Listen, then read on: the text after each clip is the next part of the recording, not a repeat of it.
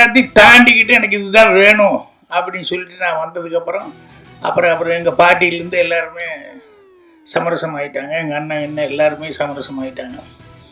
அதுக்கப்புறம் படம் எடுக்கும்போதெல்லாம் அவங்க வந்து பார்த்துட்டு ரொம்ப ஒவ்வொருத்தரும் ஒவ்வொரு மாதிரி கமெண்ட் கொடுப்பாங்க.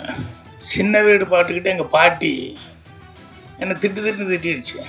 ஏறா படம் அப்படின்னா நல்லதான் பாட்டி எடுத்துருக்க, நல்லது என்ன நல்லதுதான், உங்கள் அம்மா எல்லாம் குண்டு இல்லையா, கொண்டாடி கொஞ்சம் குண்டுங்களுக்கா எங்கே வேணால் ஊருமாயி போயிடுறா அப்படின்னு. படத்தில் நான் நடிச்சிருக்கிறேன் அப்படிங்கிறது தான் அவங்களுக்கு தாக்கம். நான் தான் கதை எழுதுனேன், நான் தான் டைரக்ஷன் பண்ணிக்கிறேன் அப்படின்னு சொல்லி அது அவங்களுக்கு இதே கிடையாது. நீ நடிகனா வந்து கரெக்டாக இல்லை, ஒய்ஃப் இருக்கும்போது நீ எப்படி அது கொஞ்சம் குண்டுங்களுக்கா எப்படி நீ இப்படியெல்லாம் பண்ணலாம் இப்படின்னா அவங்களுக்கு புரிய வைக்க முடியல என்னால். அதோடு நிறுத்திருந்தா பரவாயில்ல, அடுத்த தடவை எடுக்கிறதுக்கு மேலே முதல்ல என்கிட்ட கதையை சொல்லு அப்படிங்க எங்கள் பாட்டி.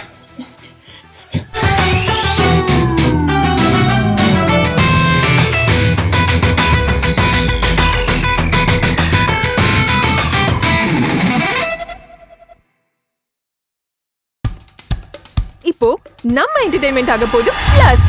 என்னது 5+ OTTs, 800+ பிளாக்பஸ்டர் மூவிஸ், அதுவும் 1+, 2+, 3+ மல்டி+ லாங்குவேஜஸ்லயா? Exclusive movies, brand new web series, இன்ட்ரெஸ்டிங்கான ஷார்ட் மூவிஸ். வாவ், இதுல இவ்ளோ பிளஸ் இருக்கா?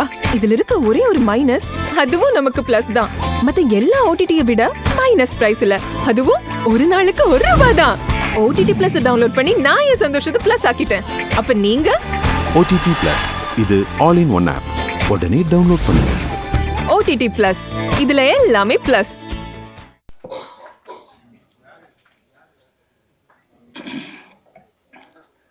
மரியாதைக்குரிய பத்திரிகையாளர் நண்பர்கள், ஊடக நண்பர்கள், அவங்க எல்லாத்துக்கும் என்னுடைய பணிவான வணக்கம். அதே மாதிரி இத்தனை பாட்டிமார்கள்லாம் வந்து நடிச்சுட்டு வந்திருக்காங்க. எவ்வளோ நேச்சுரலாக நடிக்க முடியுமோ அவ்வளோ நேச்சுரலாக. எனக்கு சில நேரங்கள் அதில் வந்து ராஜ்குமார் டைலாக் எழுதினாரா இல்லை அவளே சொந்தமாக பேசிட்டாங்களா அப்படிங்கிற அளவுக்கு சந்தேகம் வந்தது. அந்த அளவுக்கு ரொம்ப இயல்பாக வந்து பண்ணியிருந்தாங்க. எல்லாத்துக்கும் மேடையில் இருக்கிறவங்க எல்லாத்துக்கும், முன்னால் இருக்கிறவங்க எல்லாத்துக்கும் என்னுடைய பணிவான வணக்கத்தையும் புத்தாண்டு நல்வாழ்த்துக்களையும் முதல்ல சொல்லிக்கிறேன். நாளைக்கு ஒரு நாள் தான் இருக்குது, நாளன்னைக்கு.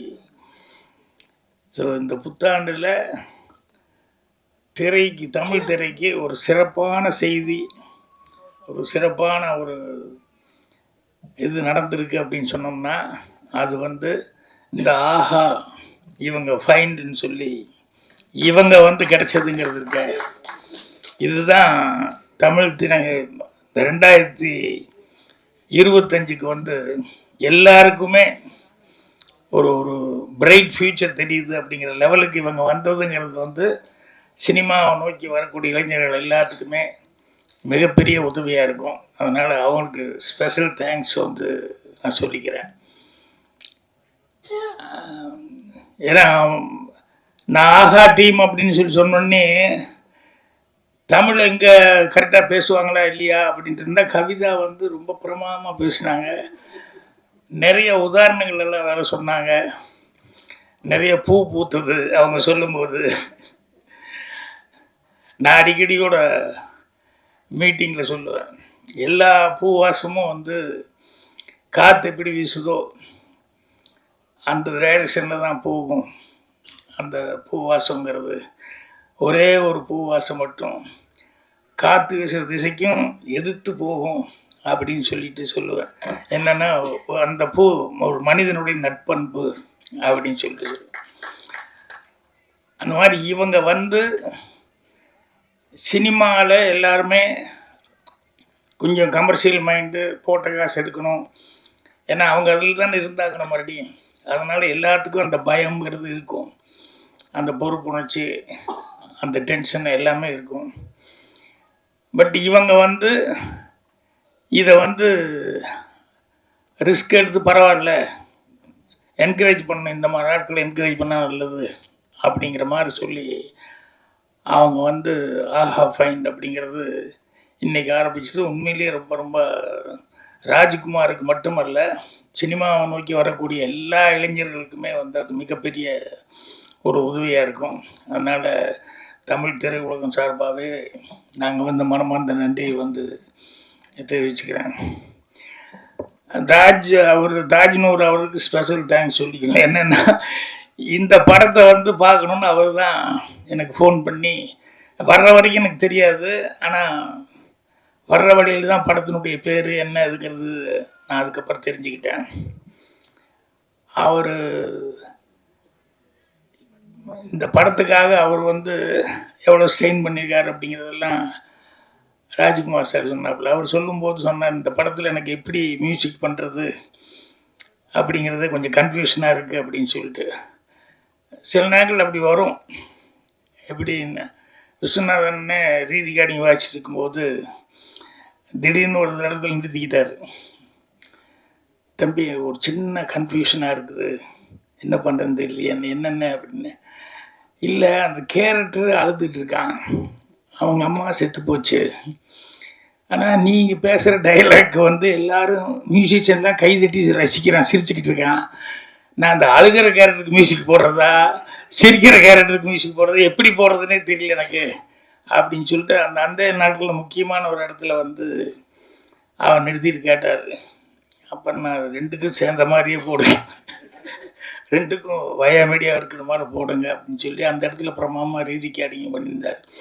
சில நேரங்களில் காமெடிக்கு வந்து தனியாக வாசிட்டு போயிடலாம், பேத்தாஸு லவ் அது இதுக்கு அந்தந்த மூடுக்கு பண்ணலாம். இப்போ என் படங்களில் அதெல்லாம் மாறி மாறி வந்துடும். திடீர்னு சிரிச்சுக்கிட்டே இருக்கிற மாதிரி இருக்கும், டக்குன்னு லேசாக ஒரு சென்டிமெண்ட் வந்துடும். அப்புறம் சென்டிமெண்ட் சீனாக இருக்குன்னு நினச்சிட்டு இருக்கும்போது திடீர்னு வந்து காமெடி அப்படிங்கிறது வரும். ஸோ ராஜ்குமார் வந்து இந்த படத்தில் வந்து பெஸ்ட்டு சமாச்சாரமாக என்ன அப்படின்னா, அவருடைய ரியல் லைஃப்லேயே என்னென்ன பட்டாரோ அதை பூரா சீனாக பண்ணிக்கிட்டாரு. அதில் அந்த பாட்டி மாறவங்க எல்லாம் வந்து நடிக்க வச்சதுங்கிறது இருக்க, அது ஒரு பெரிய விஷயம். அவங்கெல்லாம் வந்து ஏன்னா எனக்கெல்லாம் வந்து சினிமாக்குள்ளே வரும்போது எங்கள் பாட்டி இதெல்லாம் செப்பத்திக்கினே கொட்டு அப்படிம்பாங்க. என்னென்ன சினிமான்னா அது பிடிக்காது, அதுன்னா அதெல்லாம் மனுஷன் செய்கிற வேலையாங்கிற மாதிரியே வந்து சினிமா மேலே இருக்கிற ஆர்வம் வந்து பார்க்குறதுக்கு ஓகே ஒழிய அதுக்கு ஒருத்தர் போகிறான்னு சொன்னோம்னா ஒத்துக்கவே மாட்டாங்க. எங்கள் அண்ணன் எல்லாருமே பெல்ட் எடுத்துக்குவாங்க. நான் இது எல்லாத்தையும் தாண்டிக்கிட்டு எனக்கு இதுதான் வேணும் அப்படின்னு சொல்லிட்டு நான் வந்ததுக்கப்புறம் அப்புறம் எங்கள் பாட்டியிலேருந்து எல்லாருமே சமரசம் ஆகிட்டாங்க. எங்கள் அண்ணன் என்ன எல்லாருமே சமரசம் ஆகிட்டாங்க.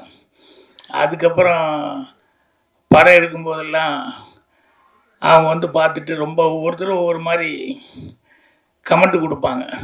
சின்ன வீடு பாட்டுக்கிட்டு எங்கள் பாட்டி என்னை திட்டிடுச்சு, ஏறா படம் அப்படின்னா. நல்லா தான் பாட்டி எடுத்துருக்கேன், நல்லது என்ன நல்லா தான், உங்கள் அம்மா எல்லாம் குண்டு இல்லையா, பொண்டாட்டி கொஞ்சம் குண்டுங்கிறக்கா எங்கே வேணால் ஊருமாயி போயிடுறா அப்படின்னா. படத்தில் நான் நடிச்சிருக்கிறேன் அப்படிங்கிறது தான் அவங்களுக்கு தாக்கம். நான் தான் கதை எழுதுனேன், நான் தான் டைரக்ஷன் பண்ணிக்கிறேன் அப்படின்னு சொல்லி அது அவங்களுக்கு இதே கிடையாது. நீ நடிகனாக வந்து கரெக்டாக இல்லை, ஒய்ஃப் இருக்கும்போது நீ எப்படி அது கொஞ்சம் குண்டுங்கிறதுக்கா எப்படி நீ இப்படியெல்லாம் பண்ணலாம் இப்படின்னா அவங்களுக்கு புரிய வைக்க முடியல என்னால். அதோடு நிறுத்திருந்தால் பரவாயில்ல, அடுத்த தடவை எடுக்கிறதுக்கு முன்னால் முதல்ல என்கிட்ட கதையை சொல்லு அப்படிங்க எங்கள் பாட்டி. அந்த மாதிரி ராஜ்குமார் கதையை சொல்கிறதுக்காக நிறைய இடத்துக்கு போவார் இல்லையா.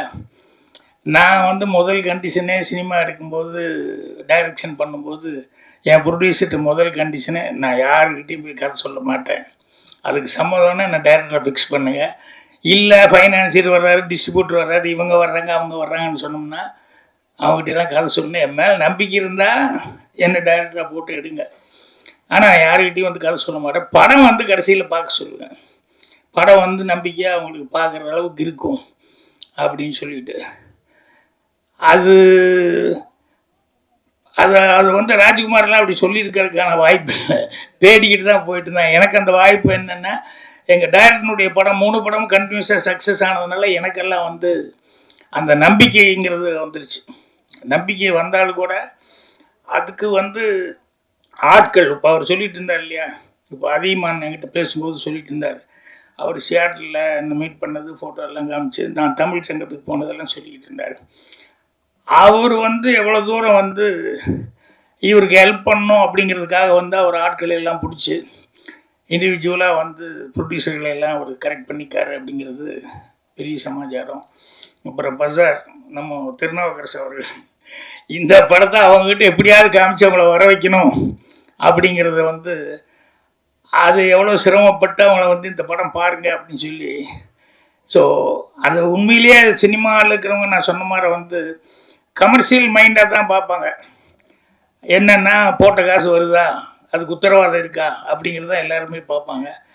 நல்ல படம் எடுத்தால் கூட சில நேரங்களில் வந்து கையை கடிச்சிச்சுன்னா என்ன பண்ணுறது அப்படிங்கிறதுனால இது ஜனங்கிட்ட போகுமா போகாதா அப்படிங்கிற ஒரு குழப்பம் இருக்கும். ஜனங்கிட்ட போகிறது அப்படிங்கிறது போனால் தானே தெரியும் அது நல்லா இருக்கா இல்லையாங்கிறது, போகாமையே எப்படி தெரியும். ஸோ அதனால் இது வந்து அவங்க வந்து அந்த பாட்டி இவங்கெல்லாம் வந்து நடித்தது அந்த ரியலாக இருக்கக்கூடிய சில ப்ராப்ளங்கள் அதெல்லாம் வந்து பார்த்துக்கிட்டு அந்த கதையோடு ஒட்டி வந்து இவங்க பார்த்து இல்லையே அது நல்லா தான் இருக்குது, அங்கங்கே சிரிப்பு இருக்குது, அங்கங்கே சென்டிமெண்ட் இருக்குது அப்படின்னு சொல்லிட்டு இது எல்லாமே வந்து இந்த ஆஹா டீம் வந்து பார்த்து செலக்ட் பண்ணுறதுங்கிறது இருக்குது. அதுதான் கிரேட்டு. அதனால தான் வந்து இந்த ஆஹா ஃபைண்டுங்கிறதுல ஃபஸ்ட்டு படமாக வந்து ஒரு நல்ல படம் பயோஸ்கோப்புங்கிற ஒரு படத்தை வந்து ஃபஸ்ட்டு படமாக செய்கிறாங்க.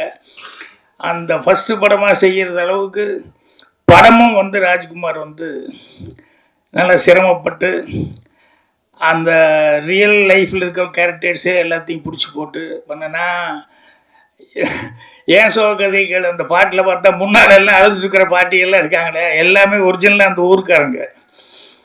கூப்பிட்டு என்ன பண்ணும் பாக்கியம் அப்படின்னா ஒன்றும் இல்லை கொஞ்சம் அப்படியே அழுதுட்டு உட்காந்துருக்குன்னு நீங்கள் முன்னால் அப்படின்னா எதுக்கு அழுகிறதுன்னு எப்படி அழுகிறதுன்னு கேட்டால் ஒன்றும் இல்லைங்க கண்ணில் போட்டோம்னா எரிச்சலாக அதுலேயே வந்து அழுதுட்டு உட்காந்துருக்கேன்னு சொல்லி கிளிசரின் கொஞ்சம் கூடிய எல்லாத்துக்குன்னா ஐயோ அது என்னத்தை போட்டது இவ்வளோ தூரம் எரியுதுன்னு பேசாமல் உட்காந்து அப்படியே பாருங்கள் நாங்கள் பாட்டு பாடுவோம் அப்படின்னு சொல்லிட்டு.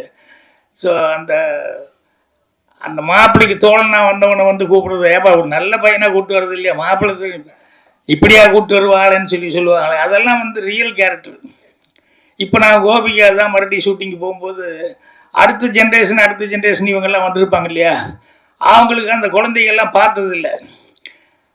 சினிமாவில் வந்து இப்போ அங்கே வில்லேஜுகளில் சில நேரங்களில் ஃபோட்டோ கூட எடுத்து வச்சுருக்க மாட்டாங்க. இப்போ இந்த படம் வந்து பார்க்கும்போது அந்த பாட்டு போட்டோம்னா இதுதானே அவங்க அப்பத்தவங்க அவங்க இவங்கன்னு சொல்லி எல்லாம் காமிக்கிறது இருக்கு. அதில் அவ்வளோ ஒரு சந்தோஷமாக அவங்க வந்து காமிச்சிக்கிட்டு இருப்பாங்க. அந்த மாதிரி விளக்கு வச்ச நேரத்தில் பாட்டில் என் அசிஸ்டண்ட்டு பவானி அவங்க தாத்தா பாட்டி அந்த ஓப்பனிங் சீனுக்கு அந்த விளக்கு வச்ச நேரத்தில் பாட்டு கொடுக்குறதுக்கு முன்னால் அந்த சோறு விட்டுறதுக்கு அந்த ஒரிஜினல் தாத்தா பாட்டி இது பண்ணால் முதல்ல பாட்டியெல்லாம் ஓகேன்றுச்சு. தாத்தா வந்து பரிசல் எங்கே உள்ளே வந்து அவ்வளோ தூரமெல்லாம் நான் வரமாட்டேன் நான் போ அப்படின்னு சொல்லி நீ போயிட்டு வா அப்படின்ட்டுச்சு. அப்புறம் பாட்டியை கூப்பிட்டா அவர் இல்லாமல் நான் மட்டும் வந்து யாருக்கோ சோறு விட்டுறதுக்கு நான் எங்கே வர்றேன் அப்படின்னு அதெல்லாம் வரமாட்டேன் அப்படின்னு சொல்லிட்டு அப்புறம் 2 பேர்த்தையுமே ஒரிஜினல் பேரையே வந்து கஷ்டப்பட்டு எடுத்துகிட்டு போய் கடைசியில் ஷார்ட் எடுத்தோம். ஸோ அந்த மாதிரி ரியல் கேரக்டர்ஸு சினிமாவில் பார்க்கும்போது கல்லாப்பட்டி சிங்காரமெல்லாம் அவர் ஏன் அவ்வளோ தூரம் இருந்ததுன்னா எனக்கு தத்ரூபமாக அந்த மாதிரி கேரக்டர்ஸ்லாம் இருக்காங்க. சூர்யா சித்திரங்களில் அதே மாதிரி அந்த டெய்லர் கேரக்டர்லாம் பார்த்தோம்னா ஒரிஜினலாகவே அந்த மாதிரி பேசிகிட்டு இருக்கிற கேரக்டர்ஸ் இருக்காங்க. ஸோ இதெல்லாம் சினிமாவில் வைக்கும்போது கண்டிப்பாக ரசிப்பாங்க அப்படின்னு சொல்லிட்டு ஒரு நம்பிக்கையோடு நம்பிக்கிறேன். ஆனால் என்னென்னா டேஸ்ட் வந்து ஒவ்வொருத்தருக்கும் ஒவ்வொரு மாதிரி இருக்கும். சில பேர்த்துக்கு சில கதையை சொல்லும்போது இது என்ன சார் இது இப்படி இருக்குது அப்படி இருக்குது அப்படிமா படமாக வந்து பார்த்தா தான் அதுக்கப்புறம் சரி அப்படின்னு சொல்லுவாங்க.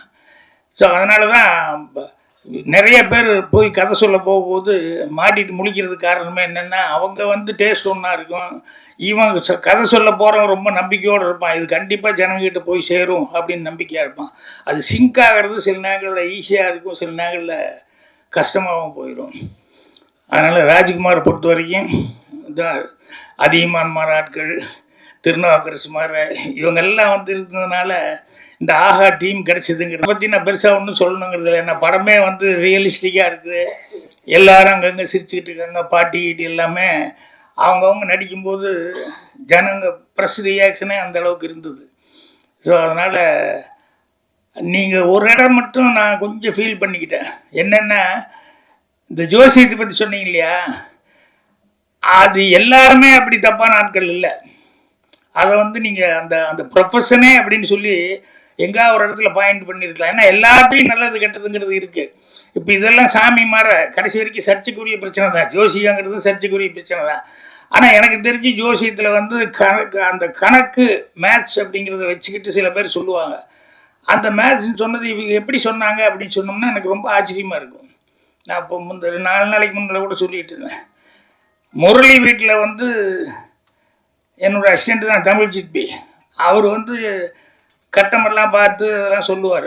முரளி வீட்டுக்கு போனப்போ முரளிக்கு அவங்க பையனுக்கு யாருக்கோ பாருங்க அப்படின்னு சொல்லி ஜாதகமெல்லாம் எடுத்து நிட்டினப்போ இவர் அப்படியே பார்த்துக்காரு. அவங்க பொண்ணு அவங்க என்னென்னா அந்த பொண்ணுக்கு சுத்தமாக படிப்பே வராது, இது தேராது, எப்படி கல்யாணம் முடிச்சுட்டா விட்டுற போகிறோம் அப்படிங்கிற லெவலில் அவங்க நினச்சிருந்தாங்க. இவர் போய் இவங்களுக்கெல்லாம் பார்த்துக்கும்போது இது பொண்ணு ஜாதகமாக, ஆமாம் இந்த பொண்ணு டாக்டர் ஆகுங்க அப்படின்னு. இது 8ஆம் கிளாஸ் 10ஆம் கிளாஸ் தேர்றதே ரொம்ப கஷ்டம், விளையாடுறீங்களா நீங்கள் அப்படின்னு சொல்லிட்டு யாருமே வீட்டில் நம்பலையா. அவர் வந்து டாக்டர் ஆகுன்னு சொன்னார். உண்மையிலே அந்த பொண்ணு டாக்டர் ஆகிடுச்சு. அதுக்கப்புறம் என்னன்னா எப்படி சிற்பி இப்படி சொல்கிறீங்க அப்படின்னா, சரி இது ஒரு கணக்கு தான் சார், அதனால் வந்து சில விஷயங்கள் வந்து கரெக்டாக ஒர்க் அவுட் ஆகுது. நான் ஒரு 2000-3000 ஜாதகம் பார்த்துக்கிட்டு அதுக்கப்புறம் சொன்னேன். ஆனால் எல்லாரும் அந்த மாதிரி கட்டிக்கிறதமாக இருப்பாங்கன்னு சொல்ல முடியாது. இதை வச்சு பொழப்பு நடத்திட்டு இருக்கவங்க நிறைய பேர் இருக்காங்க. நீங்கள் சொல்லும்போது அந்த மாதிரி ஆட்களை மட்டும்தான் நம்ம மென்ஷன் பண்ண மாதிரி இருக்கணும். ஏன்னா அதில் வேறு மாதிரி இருக்கவங்கெல்லாம் இருக்காங்க இல்லையா. ஸோ ஆனாலும் படத்தில் வந்து அந்த மெசேஜுங்கிறது வந்து கடைசியில் அந்த குழந்தைகள்லாம் பேசுகிற மெசேஜ் இருக்க அது வந்து ரொம்ப கன்வின்சிங்கான மெசேஜாக இருந்தது. தப்பு பண்ணுறவங்க எல்லாருமே இதனால் எத்தனை பேர்த்துக்கு ஒரு இது அப்படின்னு சொல்லிட்டு அதே மாதிரி அந்த இடமும் அவங்க சொல்லும்போது எவ்வளோ கஷ்டப்பட்டு அந்த பொண்ணு வந்து கல்யாண பொண்ணு வந்து அவருக்கு நான் நன்றி சொல்லணும் அப்படின்னு சொல்லிட்டு மைக்கில் சொல்லும்போது உங்கள் ரியாக்ஷன் அதெல்லாம் உண்மையிலேயே ரொம்ப டச்சிங்கான விஷயங்கள். ஸோ இந்த படம் கண்டிப்பாக ஜனங்கக்கிட்ட கண்டிப்பாக அதை ஏன்னா அவங்க வர வைக்கிறது தான் கஷ்டம். வந்துட்டாங்க ஆரம்பத்துலேருந்து கடைசி வரைக்கும் அவங்க சிரிச்சுக்கிட்டு ஜாலியாக என்ஜாய் பண்ணி படம் பார்ப்பாங்க. அதுக்கு உத்தரவாதமாக நிறைய சீன்ஸ் அந்த மாதிரி சீன்ஸ் இருக்குது. ஸோ ஆஹாவுக்கு மீண்டும் ஒரு முறை அவங்க ஃபைண்டுன்னு ஒன்று ஆரம்பித்ததுக்கு அவங்களுக்கு என்னுடைய மனமார்ந்த நன்றி தெரிவிக்கிறேன்.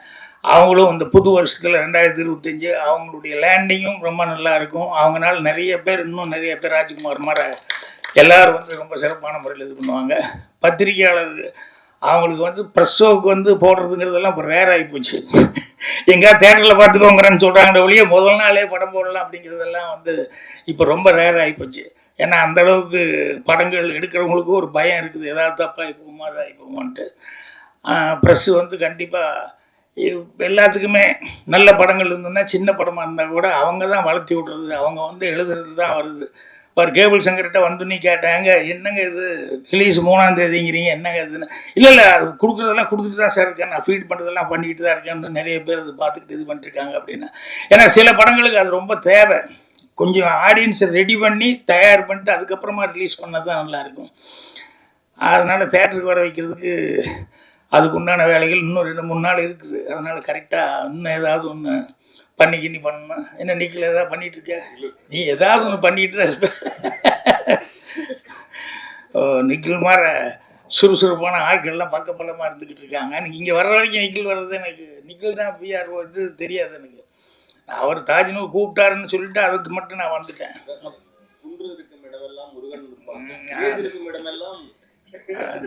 துணி மாற்றாமல் அதே துணி நிற்கிறாரு, எனக்கு அதான் டவுட்டு. வந்து இந்நேரம் 2 ட்ரெஸ்ஸாவது மாற்றிருக்கணும், மாற்றாமல் நிற்கிறாருங்கிறது. ஸோ பத்திரிகையாளர்கள் கண்டிப்பாக உங்களுடைய நல்ல ஆதரவை வந்து இவங்களுக்கு படத்துக்கும் கொடுக்கணும், இந்த பயோஸ்கோப் படத்துக்கும் கொடுக்கணும். அதே மாதிரி வந்து தமிழுக்காக வந்து இவ்வளோ தூரம் ஒரு சர்வீஸ் மென்டாலிட்டியோட ஆஹா ஃபைன்னு சொல்லி இதை ஆரம்பிக்கிறாங்க, அவங்களுக்கு உங்களுடைய ஆதரவு கொடுக்கணும்னு சொல்லி கேட்டுக்கிறேன். நன்றி, வணக்கம்.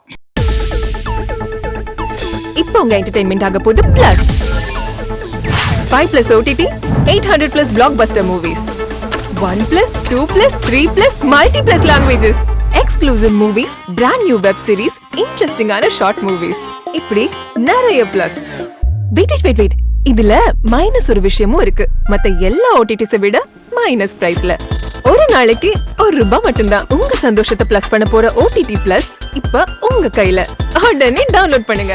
OTT பிளஸ் இது ஆல் இன் ஒன் ஆப். உடனே டவுன்லோட் பண்ணுங்க. என்டர்டெயின்மெண்ட்டை பிளஸ் பண்ணுங்க OTT பிளஸோட.